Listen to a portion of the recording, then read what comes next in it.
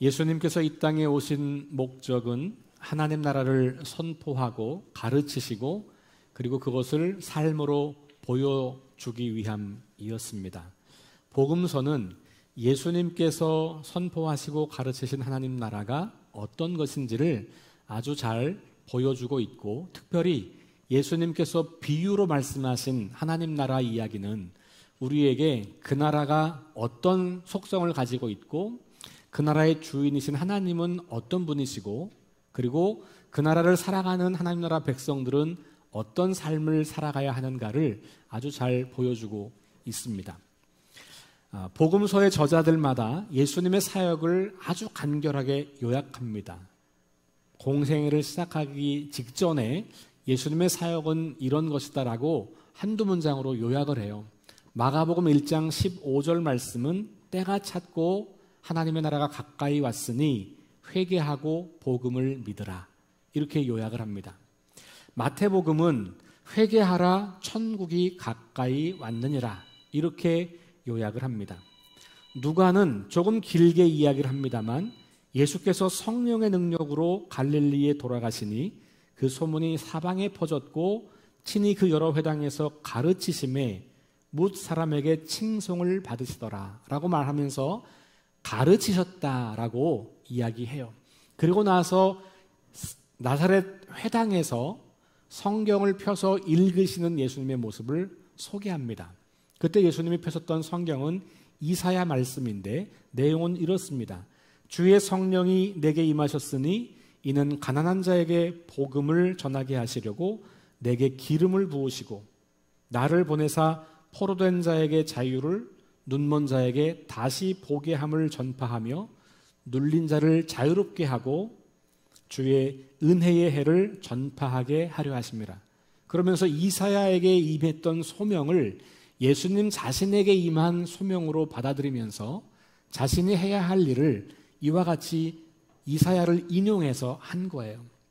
그러면서 이 내용의 핵심은 구약 성경부터 계속해서 이어져 내려왔던 하나님 나라라는 겁니다.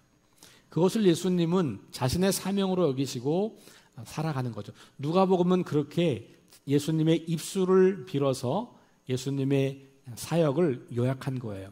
그러니까 마태, 마가, 누가 세 사람이 모두 예수님의 사역을 이야기할 때 하나님의 나라에 초점을 두고 있다는 것을 알게 됩니다.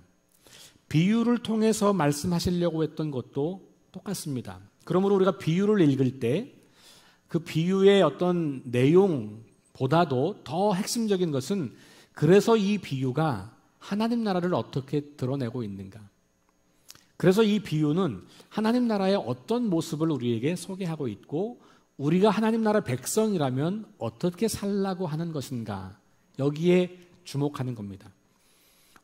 이번 사순절 기간에 6개의 비유를 함께 나누려고 해요. 특별히 마태복음 13장에 있는 비유를 중심으로 나눕니다. 그 외에도 굉장히 많은 비유가 있습니다. 학자들이 분류하면 한 70여 가지가 있다, 이렇게까지 이야기를 합니다. 그리고 비유만이 아니라 예수님의 가르침 전체가 하나님 나라에 관한 이야기라는 것을 우리에게 말해주고 있어요. 그러니까 이번 사순절 기간에 우리는 예수님을 따라 살아가는 삶을 살아가시면서 동시에 그분이 이 땅에 오셔서 그렇게 생명을 걸고 전하셨던 그 하나님 나라, 과연 그것은 어떤 것인가를 배워보는 시간을 가져보려고 하는 것입니다. 예수님은 비유를 통해서 이 약간 과장법을 좀 많이 사용하세요. 비유는 과장법이 많아요. 그래서 그 표현이 중요한 게 아니고 그 과장법을 통해서 말씀하시려고 하는 그 본질을 찾는 게 중요한 거예요. 그래서 이 세상의 질서와 가치관과 윤리를 좀 뒤엎는, 영어식으로 표현하면 upside down이에요. 위쪽 면이 아래쪽으로 가는 거예요. 이게 뒤집힌다는 것이죠. 세상의 질서와 세상의 가치를 뒤집어서 하나님 나라의 질서와 가치를 보여주는 거예요. 거슬러 올라가면 창세기의 처음 창조, 하나님이 처음 세상을 창조하셨을 때 하나님의 창조 질서가 다스리고 있던 그 원래의 창조의 모습을 잃어버리고 세상은 망가지고 깨어졌고 우리도 그 망가짐과 깨어짐 속에서 망가진 채로 인생을 살고 있는데, 그래서 그 하나님의 창조 질서를 알 수 없는 우리들이 예수님을 통해서 그 나라 질서를 다시 보게 되는 거죠. 그걸 단지 묘사하는 것만이 아니라 그렇게 약간 좀 충격적인 놀라움을 주게 해서 예수님은 결단을 촉구하는 겁니다. 그런 것이 하나님 나라라면 내가 그 나라를 차지하기 위해서, 그 나라 백성이 되기 위해서 내가 뭔가 결단을 해야 되겠다. 그래서 그 결단을 촉구하고 그 결단을 통해서 새로운 삶을 받아들이도록 하는 것이 예수님께서 가르치셨던 그 비유의 방법이었던 것이죠. 좀 정리하면 이제 앞으로 계속될 비유 이야기, 그리고 여러분들 앞으로 읽게 될 복음서의 예수님의 가르침을 하나님 나라라고 하는 관점으로 볼 때, 그럼 성경이 말하는 하나님 나라의 큰 개괄적인 모습은 뭐냐? 첫 번째, 하나님 나라는 이미 시작됐다는 거예요. 특별히 이제 씨앗의 비유들이 많잖아요. 오늘도 그 씨 이야기인데, 씨를 생각해 보시면 씨를 땅에 심으면 보이지 않죠? 일정 기간 동안. 그런데 생명은 지금 계속해서 자라고 있는 겁니다. 우리 눈에 보이지 않지만 이미 시작된 거예요. 새로운 생명의 역사가. 예수님께서 이 땅에 말씀으로 오셨고 하나님 나라를 전파하시는 사역을 시작하시면서 하나님 나라는 이미 시작된 겁니다. 아직 그것이 눈에 보이지 않는 사람들도 있어요. 경험하지 못하는 사람들도 있어요. 그러나 여전히 그 나라는 움직여가고 있고 생명을 싹틔워가고 있고 자라고 있고 성장하고 있다는 겁니다. 그래서 하나님 나라는 이미 시작된 나라다. 그러면 완성할 때가 있다는 거예요. 그게 주님이 재림하실 때 이 땅의 하나님 나라가 완성되는 것이고, 지금 우리는 그 중간기를 살고 있는 겁니다. 그러니 우리는 하나님 나라의 가치와 세상 나라의 가치가 충돌하는 세상에 살고 있는 거예요. 만약에 우리가 하나님 나라 가치를 무시하면 우리는 그냥 세상 가치를 따라 살면서 깨어진 인생을 살다가 하나님 없는 영혼을 맞이하게 되는 것이고, 이 깨어진 세상 속에서 하나님 나라 가치를 발견하고 그 나라 가치로 우리 삶을 바꾸려고 하면 그게 쉽지 않은 거예요. 왜냐하면 여전히 이 땅은 거대한 그 세상 나라 가치가 이 땅을 움직여가고 있기 때문에 그런 거죠. 그래서 그리스도인들이 이 땅에서 편안하게 잘 먹고 잘 사는 게 아니에요. 오히려 더 삶이 고달플 수 있어요. 한번 눈 감으면 괜찮은데 그러지 않아야 되거든요. 한번 불의함에 동참하면 나한테 이익이 오는데 그걸 거절해야 되거든요. 그것이 정상이고 그렇게 사는 것이 지혜라고 말하고 그렇게 사는 것이 똑똑하다고 말하는 세상에서 그걸 거절하는 것은 쉬운 일이 아니에요. 그러니 그리스도인들의 삶은 늘 고난 앞에 놓여 있는 것이죠. 그러니까 이 편지들, 바울의 편지들이나 뭐 다른 사람들의 편지들을 보면 그리스도인이 이 땅에서 당하는 고난을 끊임없이 이야기를 하는 겁니다. 선한 사람이 왜 고통을 당할까? 우리가 하나님 말씀대로 사는데 왜 이렇게 삶이 어려울까? 이런 질문이 들 때가 있잖아요. 근데 그게 당연한 거라는 거예요. 왜? 하나님 나라가 시작되었고 우리는 그 가치를 추구하지만 이 세상은 여전히 세상 가치가 지배적인 곳이거든요. 그러니 그리스도인으로 산다고 하는 것은 이 깨어진 세상 속에서 하나님 나라의 가치로 사는 것이어서 전혀 다른 삶을 추구하는 거예요.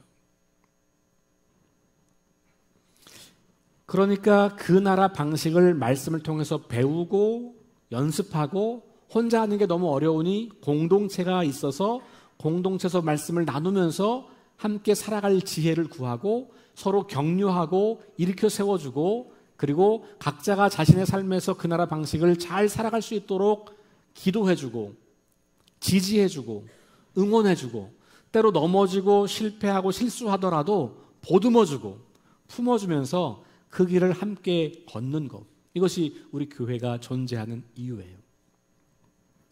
예수님의 비유 혹은 예수님의 가르침은 결국은 그런 맥락으로 계속해서 봐야 하고, 아니 성경 전체를 그런 맥락으로 볼 수 있어야 합니다. 그런데 그 나라의 마지막의 도래는 심판과 함께 온다는 것을 성경은 이야기합니다. 심판. 그래서 하나님 나라 가치를 가지고 살아왔던 사람들에게는 그것이 구원이지만 그것을 거부했던 사람들에게는 그게 마지막 멸망에 이르는 순간이에요. 그래서 예수님께서 추수의 비유를 많이 쓰세요.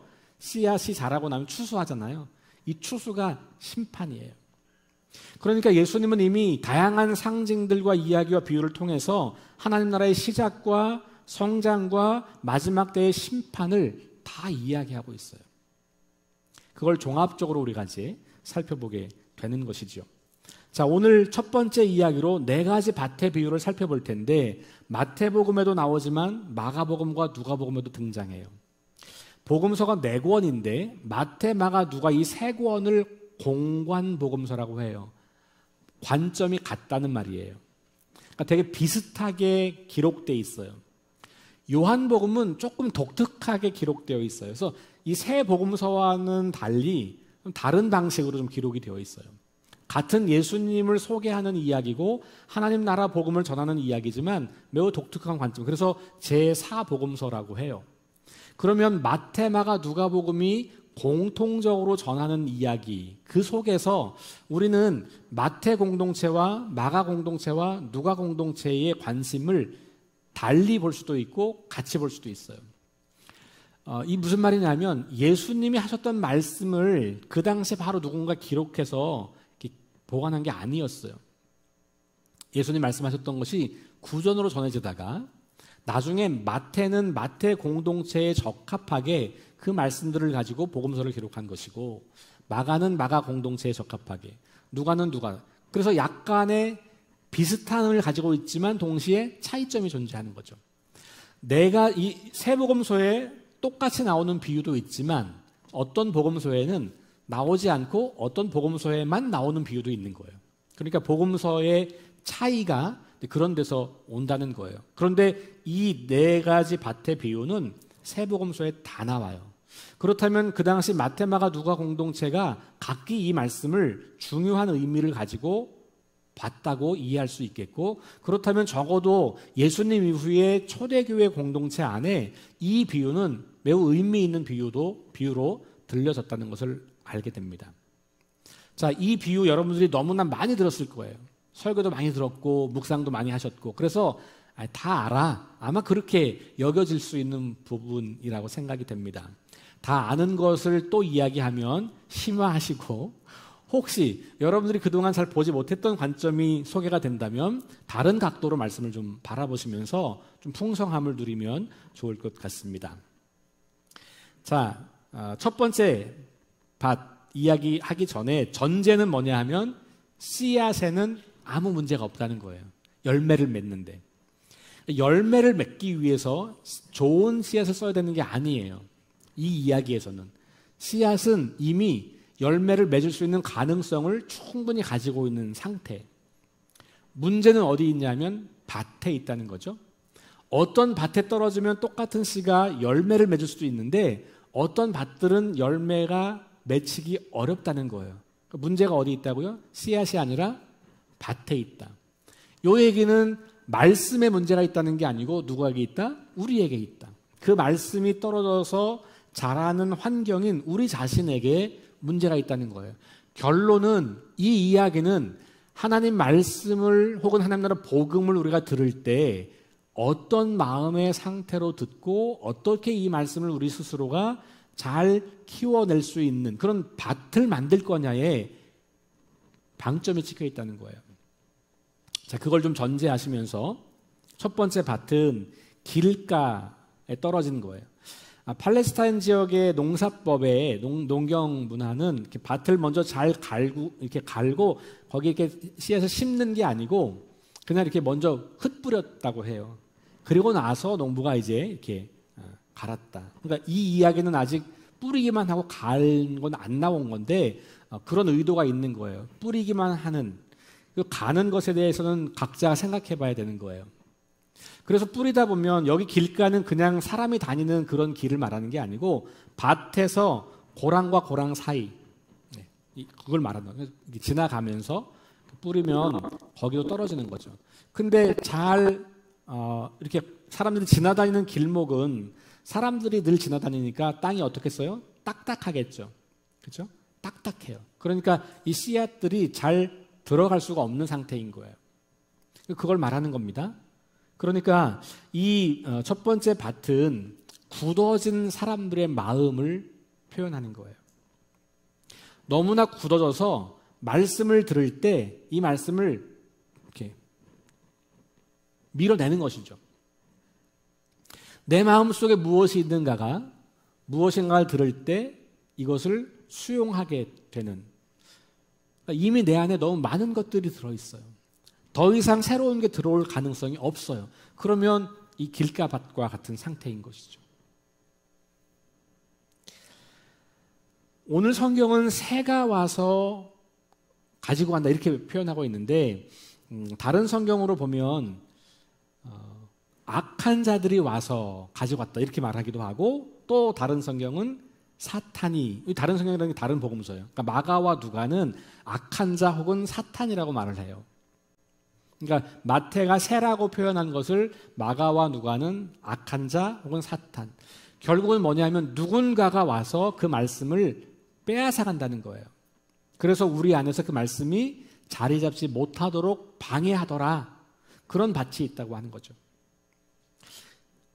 지구촌교회 원로 목사님인 이동원 목사님이 한참 우리 그 한국교회에 이렇게 이렇게 앞선 목사님 중에 한 분이셨잖아요. 지금은 이제 은퇴하셨지만 이분이 쓰신 설교집이 이제 비유에 관한 설교가 있어요. 비유로 말씀하시더라라는 설교집인데, 제가 이동원 목사님은 이 본문을 어떻게 설교하셨나 좀 궁금해서 좀 읽어봤어요. 그랬더니 재미있는 예화를, 아주 의미 있는 예화를 이 대목에서 길가밭에서 소개를 하고 있어서 제가 여러분과 함께 나누고 싶어요. 철로역정이라는 책을 혹시 읽으신 분이 계실 겁니다. 혹시 이름은 들어본 것 같은데 못 읽어봤다. 괜찮아요. 원래 클래식은 들어만 봤지 내가 직접 보는 건 별로 없어요. 예. 기회가 됐으면 한번 읽어보시면 좋을 것 같아요. 왜냐하면 전 세계 그리스도인들이 가장 많이 읽는 책 중에 한 권이에요.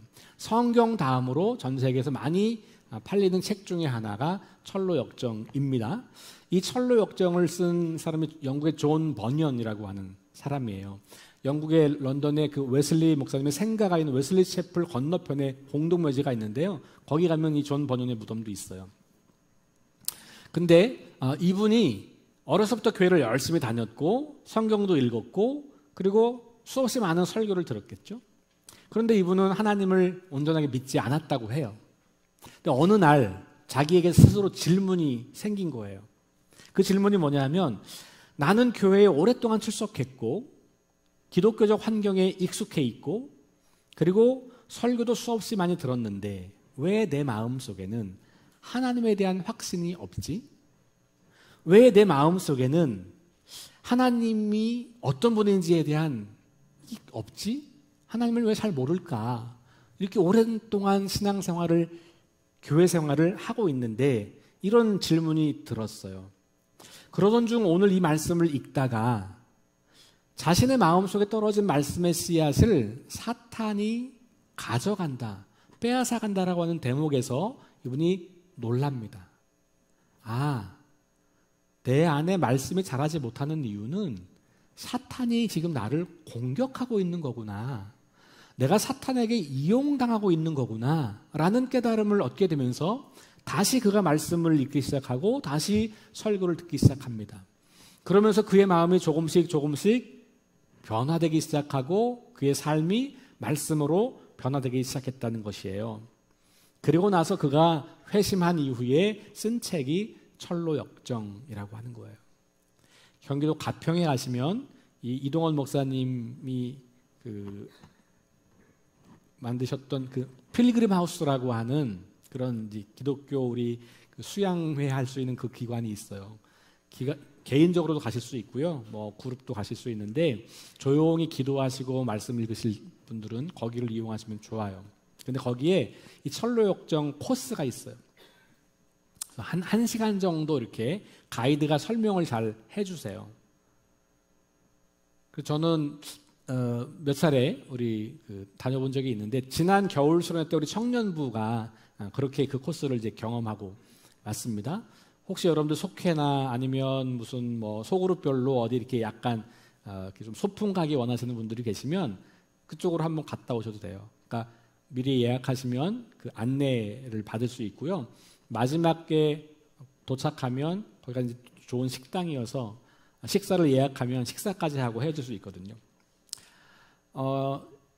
그 철로역정에 나오는 이야기들을 이제 걸어가면서 그걸 경험하고 보게 이제 되어 있는, 한 번쯤은 여러분들이 꼭 한번 책을 읽든지 그곳을 가서 경험하시든지 그러면 좋겠다는 생각이 들어요. 근데 어쨌든 이 이야기를 쓴 그 존 버년의 그 삶의 회심의 이야기는 결국은 길가밭과 같았던 자신의 마음 상태를 그가 깨닫고 경작해서 새로운 삶을 살고 오늘날 전 세계 지금까지도 많은 사람들에게 기독교의 신앙의 길을 제시하는 위대한 문학 작품을 쓴 사람으로 된 거죠.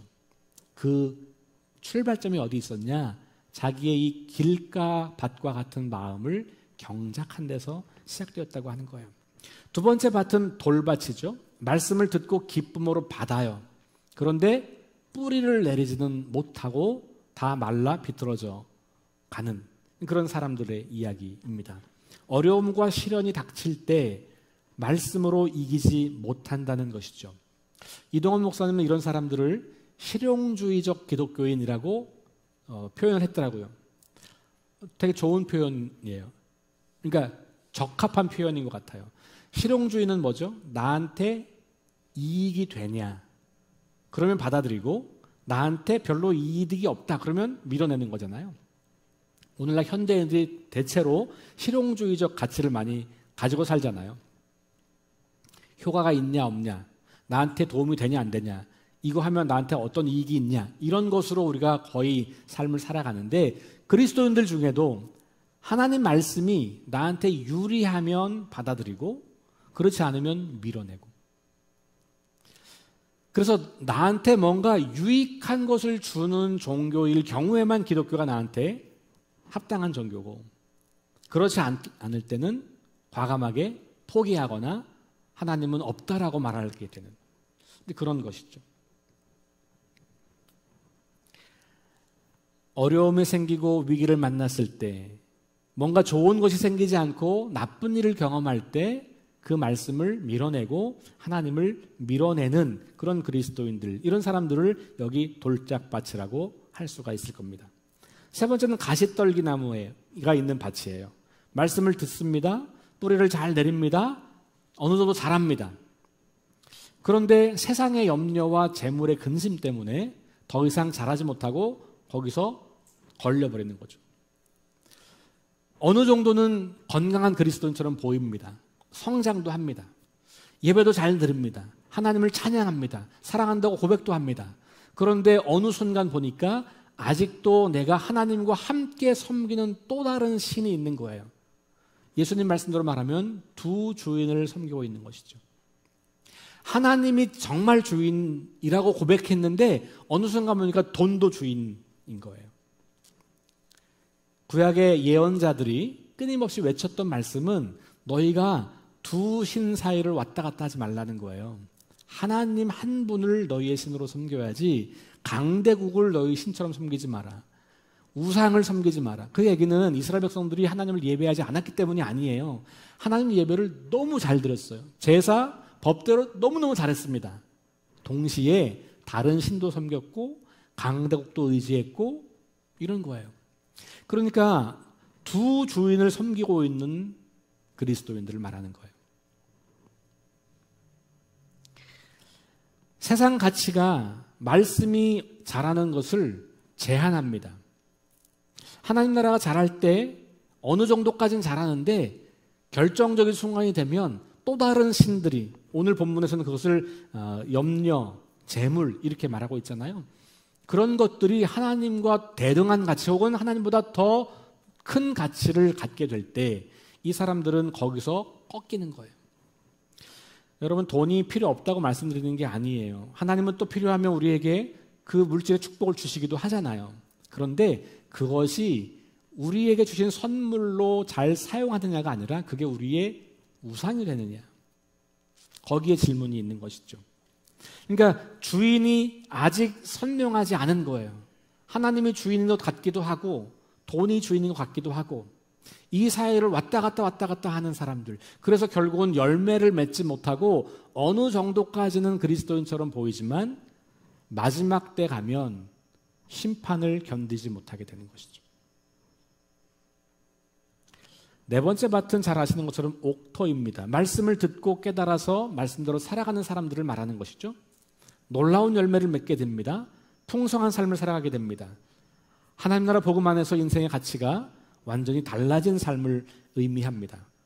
마태복음은 말씀을 듣고 깨닫는 사람이라고 말하고 있고요. 마가복음은 말씀을 듣고 받아들이는 사람 이렇게 이야기하고 누가복음은 착하고 좋은 마음으로 말씀을 듣고 지키는 사람들 이렇게 이야기해요. 종합하면 말씀을 들어요. 그리고 그것을 받아들입니다. 그리고 그 받아들인 말씀을 잘 지켜요. 그리고 그 말씀이 내 삶에서 열매가 되고 삶에서 작동되도록 하는 거예요. 그러니까 말씀을 귀로 듣고 마음으로 새기고 그리고 이성적으로 생각하고 그리고 손과 발을 움직여서 그 말씀을 살아내는 것까지 이게 이제 옥토인 사람들인 거죠. 우리는 누구나 이런 과정을 겪을 것 같아요. 길가 밭에서 돌짝밭으로, 돌짝밭에서 가시덤불이 있는 밭으로, 그러다가 좋은 밭으로. 문제는 나를 정직하게 점검하는 것. 다른 사람들을 판단하지 마세요. 여러분, 하나님 말씀으로 다른 사람을 판단하기 시작하면 그것처럼 무서운 게 없어요.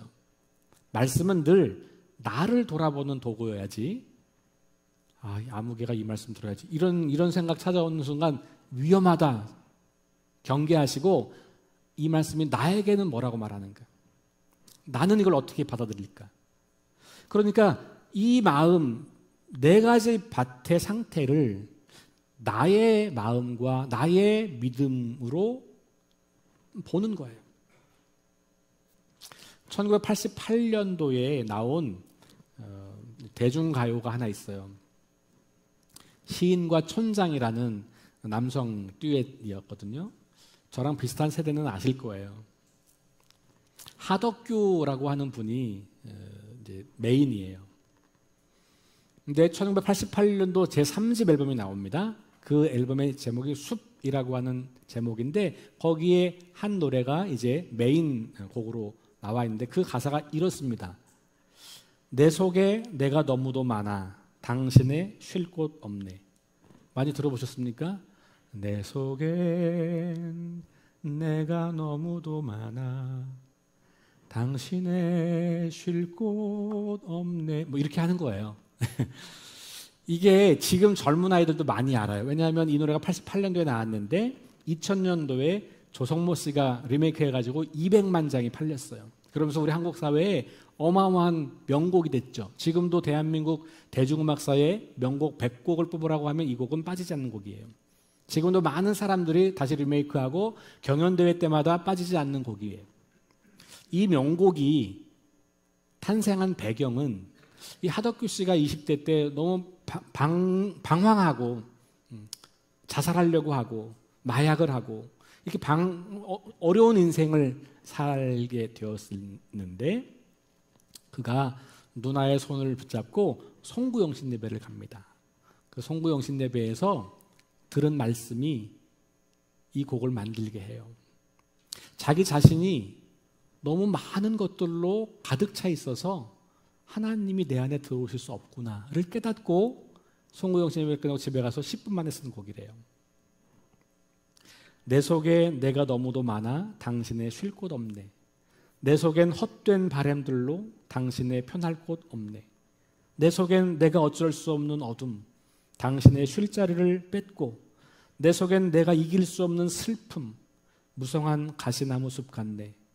바람만 불면 그 메마른 가지 서로 부대끼며 울어대고 쉴 곳을 찾아 지쳐 날아온 어린 새들도 가시에 찔려 날아가고 바람만 불면 외롭고 또 괴로워 슬픈 노래를 부르던 날이 많았는데 내 속엔 내가 너무도 많아서 당신의 쉴 곳이 없네.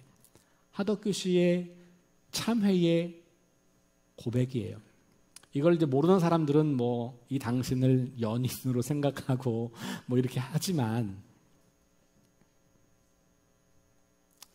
지금 이분은 백서예술대학교 실용음악과 교수님으로 계세요. 목사님이기도 해요.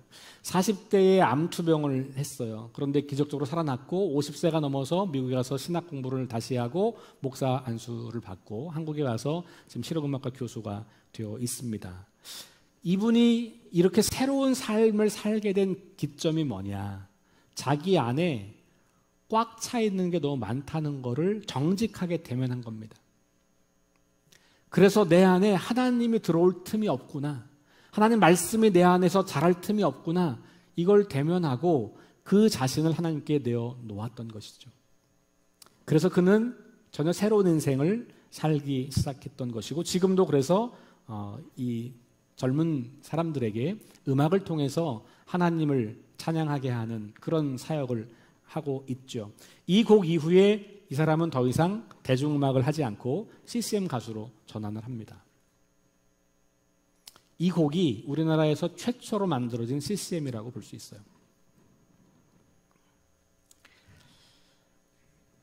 위에서 말한 세 가지 밭, 내 안에 뭔가 부정적인 것으로, 어두운 것으로 가득 찼던 그런 마음 상태를 직면하고 그것을 정직하게 하나님께 내어놓은 거죠.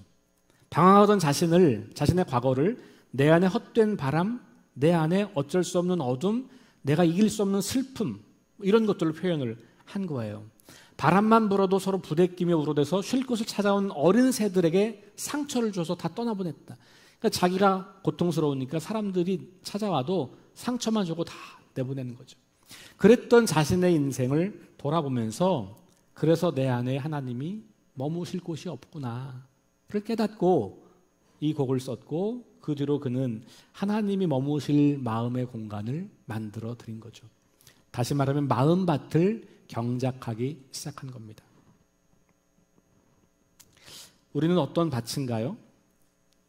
여러분들은 여러분의 마음밭을 경작하는 데 관심이 있으신가요? 농부는 밭을 매년 경작합니다. 인생에 한 번 하고 마는 게 아니에요. 평생 말씀을 이 마음밭을 경작하는 거죠. 그게 제가 말씀드리는 영적 성장인 거예요. 지난 한 달 동안 우리는 말씀 묵상, 성경에 대해서 배웠잖아요. 그리고 말씀 묵상을 구체적으로 어떻게 할 건지 독서 모임도 했습니다.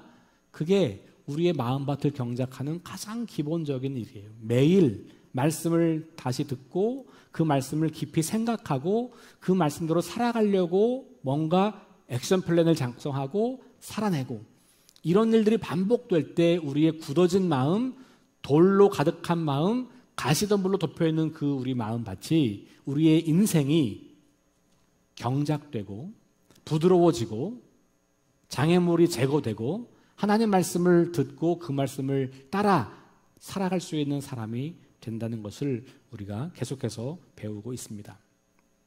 말씀을 여러분들이 듣는 자의 입장에서는 내 마음밭을 경작하는 데 관심을 갖는 거예요.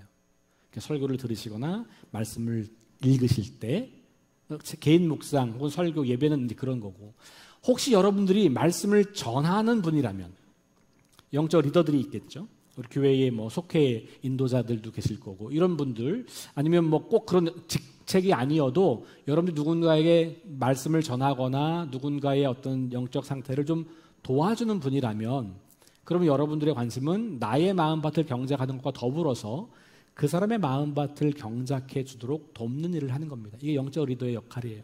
교회 안에는 자기 마음밭을 잘 경작해서 다른 사람들의 마음밭을 경작하도록 돕는 리더들이 많아져야 돼요. 그러면 교회가 건강해지는 겁니다. 저는 오늘 이 말씀을 준비하면서 저 자신이 먼저 목회자로서 제 마음밭을 잘 경작하고, 그리고 우리 성도들의 마음밭을 잘 경작하도록 돕는 일을 하는 사람이라고 저 자신을 정의 내리고 하게 되었어요. 저와 여러분들이 함께 우리의 마음밭을 잘 경작하고 그리고 또 누군가의 마음밭을 잘 경작하도록 돕는 일들을 잘 감당하여 우리 안에서 말씀이 생명력 있게 자라고 하나님 나라가 우리 안에서부터 확장되고 그래서 온 땅에 드러나는 아름다운 열매를 맺게 되는 저 여러분 될 수 있기를 주의 이름으로 축원합니다.